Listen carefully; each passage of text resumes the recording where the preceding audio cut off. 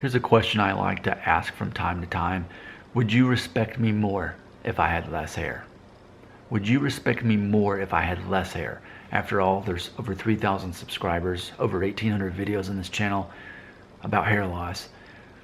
And here I am with Norwood 2.5 and it's not even noticeable to most people.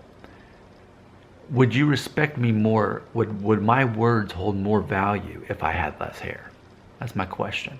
Because a lot of my subscribers are younger than me and have less hair. So in theory, it makes it difficult to listen to a guy who looks like this saying, hair's not part of your identity. Just be confident and have great skill set and you'll make up for it. No one will ever notice. So are my words less true because I have this much hair? Would you respect me more if I had less hair? Now, I'm going to try to show you the ironic twist that I see on this. So for those of you who just agreed, yeah, Nick, actually, you make a good point. You say, Nick, I'm 21, I'm Norwood 4, I have to buzz off my hair, I have to shave my hair because I'm young and I'm bald, Nick.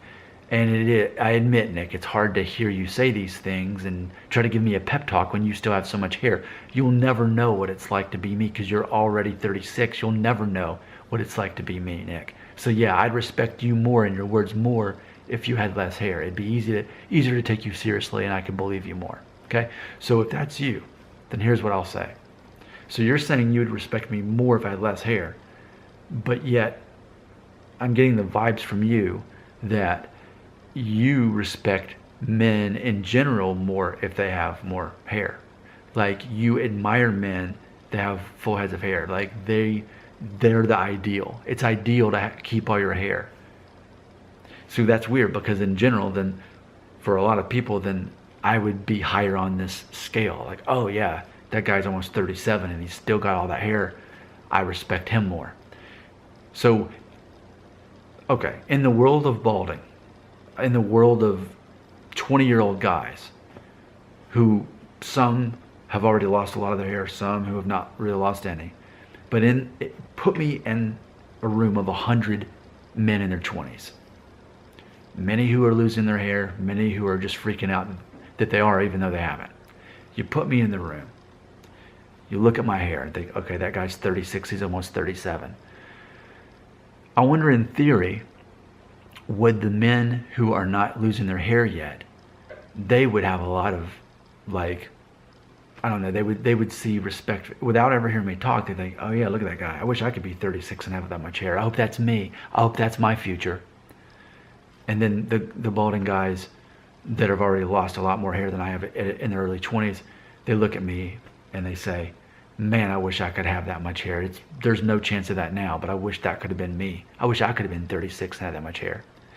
So that's the understanding in that room. And then suddenly I start talking about hair loss and I start saying to everyone in the room, you know what, guys? Yeah, I know that we all wish we could keep all our hair and not go bald. I wish we could, but you know what? Ultimately, society judges us on our confidence level and our skill set and our achievements. That's what makes us attractive to both men and women in different ways. You know, and that's all that really matters. So then suddenly the guys that are balding think, I don't like this guy now because he's a hypocrite. He's got too much hair to be saying what he said. It's easy for him to say. Meanwhile, the guys who are just freaking out about hair loss but haven't lost any yet are like, okay, yeah, I can hang on to that.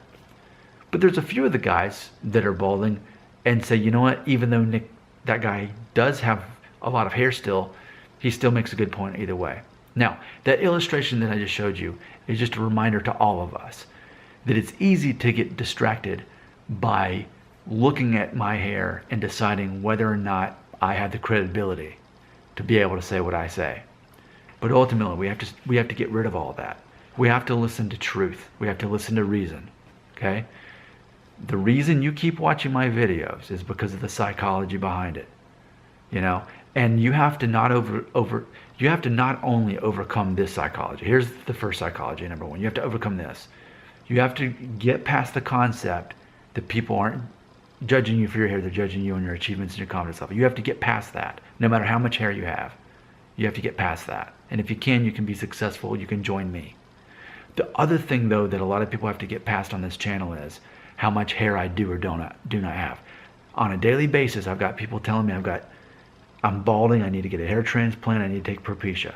Also, just as frequently, I hear people saying I should stop doing this channel because I've got too much hair. It's a perception issue. It's a perception issue based on where people are in their own life. I say forget it all. I say forget all of that. Just listen to the words of wisdom. Apply it. Hair loss doesn't exist in the world that I live in. It doesn't exist. I capitalize on it as a YouTuber. In my actual real life, hair loss is not a thing at all.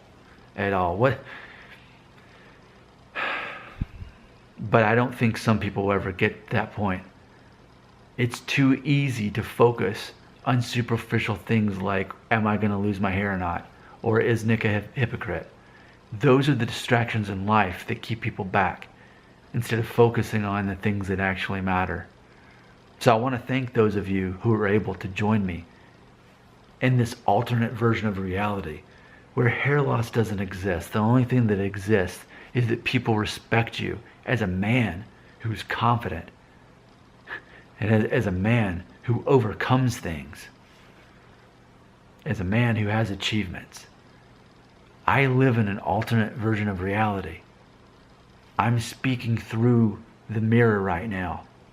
And you're hearing these words. I'm saying, come on, here, let me help you. Let me just pinch you and get you inside over here, because this is the version of reality that's real. Not you're living in a fake version. Join, just here, get my hand and just kind of, no, seriously, just like get out of your chair and just kind of jump in the screen and come where I am in the alternate